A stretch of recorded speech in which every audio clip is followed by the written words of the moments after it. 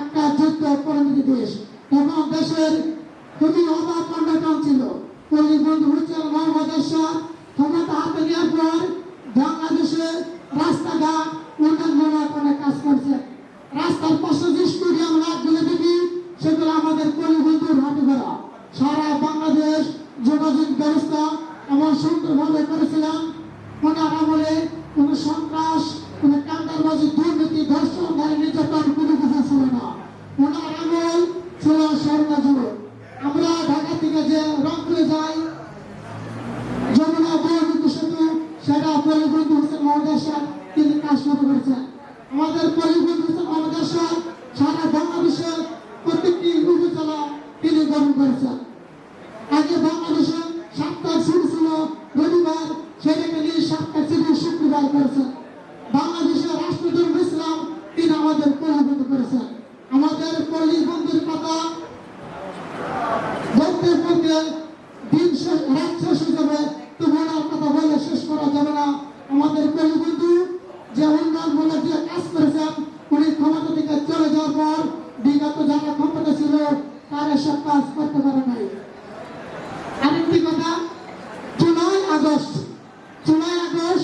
এবং ছাত্র আন্দোলন হয়, কোটা সংস্কার আন্দোলন যখন হয়, আমাদের জাতীয় পার্টির চেয়ারম্যান জিএম কাদের তিনি সংসদে কথা বলছেন। তিনি কোটা সংস্কারের পক্ষে ছিলেন। তারপর আমাদের রংপুরে আবু সাহেদ ভাই পুলিশের গুলিতে যখন মারা যায়, আমাদের জাতীয় পার্টি যে জাতীয় ছাত্র সমাজ যে সংগঠন আছে, জাতীয় পার্টি বানা নিয়ে সেটা প্রতিবাদ সভা মিছিল করেছে। 16 আগস্টে আমাদের রংপুর থেকে জাতীয় পার্টি 2 লোক শহীদ হয়েছে।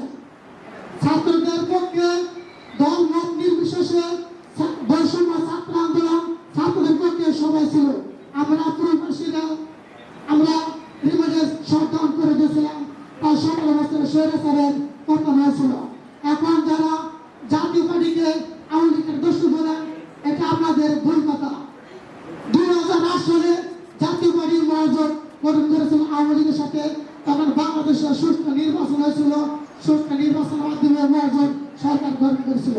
2014 সালে বিএনপি যখন বাংলাদেশের নির্বাচন অংশগ্রহণ নাই, তখন আমাদের বঙ্গবন্ধু হুজুর মোহাম্মদ এরশাদের নেতৃত্বে সবাই নমিশন 270 জন নমিশন প্রত্যাহার করেছিল। আমাদের বঙ্গবন্ধু এরশাদ নির্বাচনে যাবে না বলে স্বৈরাচার শাসক বঙ্গবন্ধু এরশাদকে হাসপাতালে বন্দী করেছিল। তখন জিএম কাদের নির্বাচন করে নাই।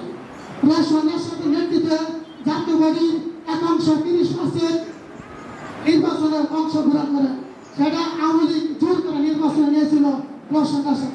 2018 সালে সকল দল যখন নির্বাচনে অংশগ্রহণ করে, সেখানে জাতীয় পার্টি অংশগ্রহণ করেছিল। তাহলে জাতীয় পার্টির কোথায় দোষ? আর 2024 সালে আমাদের জাতীয় পার্টির চেয়ারম্যান গোলাম মোহাম্মদ জিএম কাদের তিনি নির্বাচনে যাবে না। আওয়ামী লীগ সেটাকে জোর করে নিয়েছে, অফিস পুলিশদের ঘেরাও করেছে। ওনার পুলিশদের জাতীয় পার্টি অফিস ঘেরাও করেছিল, ওনার অফিসে পুলিশ ওনাকে জোরপূর্বকভাবে 14 সালে নির্বাচনে করেছিল। ওনারা বলছেন যে জাতীয় পার্টির সাথে সমাবেশিত হয়েছিল 26 আসনে। যদি 26 আসনে যদি জাতীয় পার্টির সাথে সমাবেশিত হয়ে থাকতো, তাহলে জাতীয় পার্টি কেন 11 আসন কেন?